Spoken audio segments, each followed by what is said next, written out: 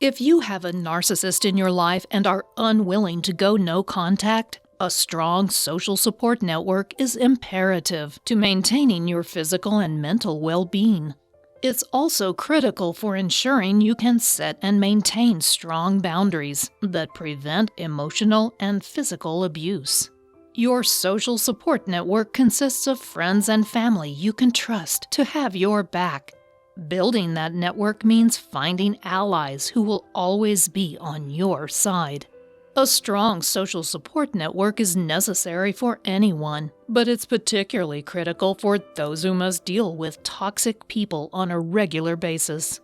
Building a social support network can be challenging, particularly if you have been isolated by a toxic person in your life.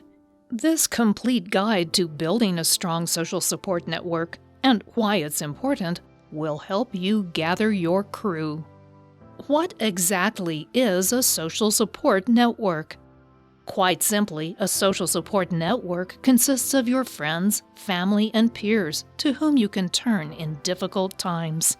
This is different from a support group that might help you deal with specific problems such as alcoholism or a drug-addicted spouse. Support groups are often run by mental health professionals, whereas your social support network is made of people you know and love. Both a support group and your social support network can provide help and comfort in times of stress. A social network, however, is more accessible to you at a moment's notice. It's not something that has to be a formal setup. It can be as easy as taking a coffee break with a friend or chatting with a neighbor. You might also find support and comfort from your church or your close family members. Even places where you volunteer can be a source of support when you need help. Really, all a social network is a group of friends, family, and acquaintances who can help or comfort you when you need it. You'll also find that they are able to offer helpful suggestions. When you are under stress, it can be difficult to see your way out of the problem. Sometimes, something a friend says can provide the inspiration for trying something different. Just a simple word of comfort can help you find the courage to keep going. That's all a support network really is, but it's an incredibly important part of your life.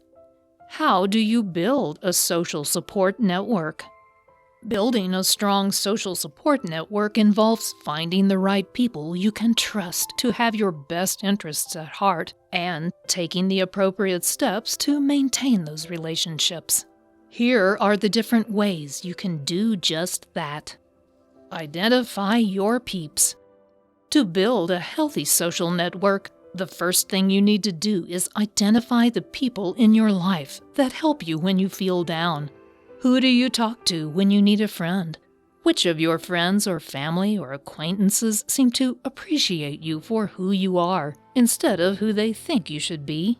If you need a champion, who stands up for you, even when they might not completely agree with what you're doing? Think about who you go to for advice when you're not sure of what you should do next. Does a close friend help you work your way through a problem you're having? Do they provide a springboard to bounce ideas off? When you think about who you can turn to in each of these situations, these are the people who are great choices for your social network. These are the people with whom you want to strengthen your relations and ensure you're giving to them as much as they give to you. Cultivate your network. Once you have identified your peeps, you want to cultivate those relationships. Spend quality time with those people you want to be there for you when you're down. Be there for them when they are down. It's a give and take relationship, so you want to also be a good friend to them. Even if you don't have a lot of time to spare, give that good friend a quick phone call to let them know that you'd like to find the time to get together. If you're having trouble identifying people you want to include in your social network, something that is not uncommon for people who have been isolated by narcissists, then take the time to volunteer to do something you think is important. You'll meet like-minded friends doing that, and they can become part of your social support network. It's important to remember that those toxic people have a selfish interest in keeping you isolated. The truth is that you have value, and you just need a good support network to help you remember that fact. The give and take of social networks. As already mentioned, a social support network is a system of give and take. It's really the foundation of those relationships. You have to actively participate to nurture them so that they can stand the test of time. That means you want to stay in touch with old and new friends. Take the phone calls, make time to see them, let them know you care, and you'll reap the benefits for years to come. Another part of giving in such a relationship is to avoid competition. Be happy when your friends succeed. Don't be jealous of what they have in their life. They're your friends, right? So be happy for them. It's also important to be a good listener. Find out what it is your friends value and why by listening to what they are saying.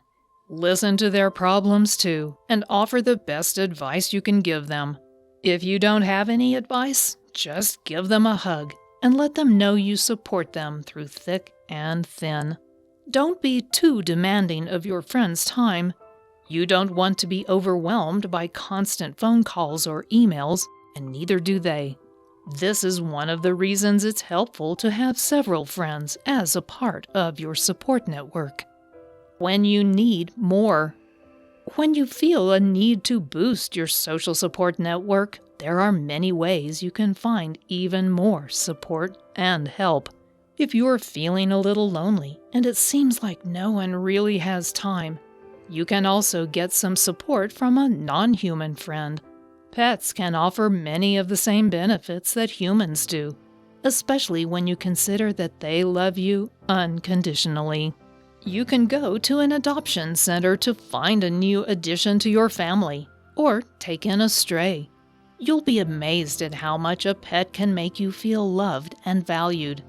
In many ways, the emotional support a pet provides is even better than what you can get from many humans. You can also take up a new hobby to find more like-minded people. Community centers, gyms, and schools are all great places to find interesting things to do and new people to meet. You might also consider volunteering.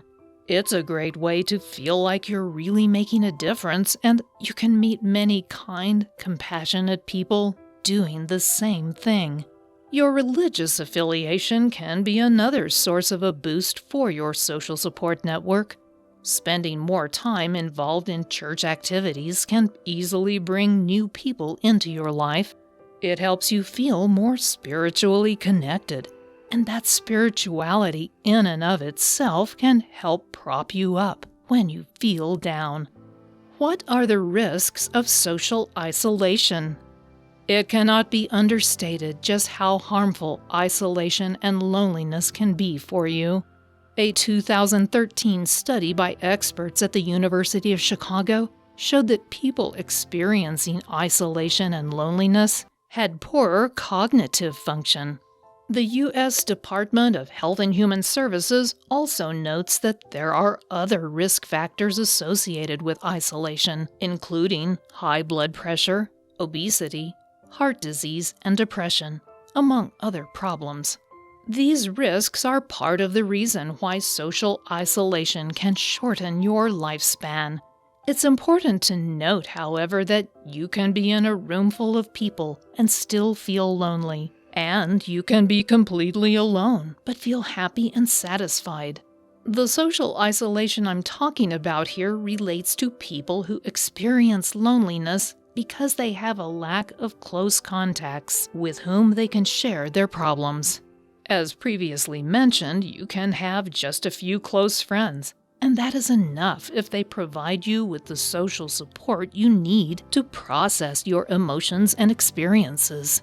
Likewise, one bad apple, such as a narcissist, can make you feel incredibly lonely, no matter how many people you have around you. That's why you need quality social connections with loving people who have your best interest at heart. They will help you be the best person you can be, and live your best life. Finally, social isolation and loneliness pose serious health risks and can significantly reduce your lifespan.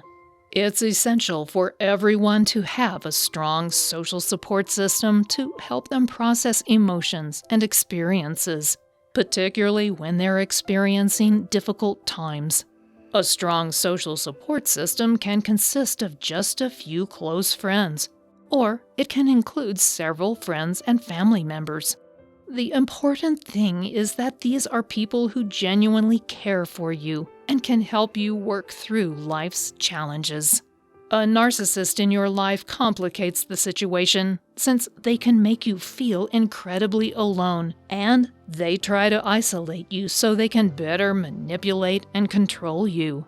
To prevent narcissistic manipulation, one of the best things you can do is get control of and heal your emotional triggers. This free copy of my 5-step roadmap to heal emotional triggers can help you do just that. Just click on the link below this video and I'll send it directly to your inbox for free. Thanks for watching.